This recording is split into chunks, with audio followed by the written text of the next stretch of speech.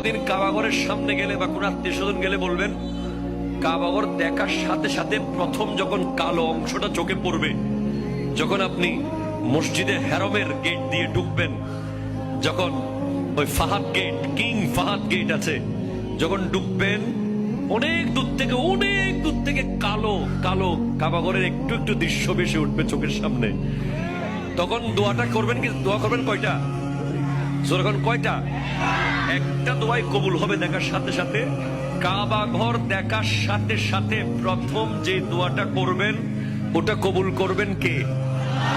এখন শিখে নেন, অনেক মানুষ জানেন না হিকমত।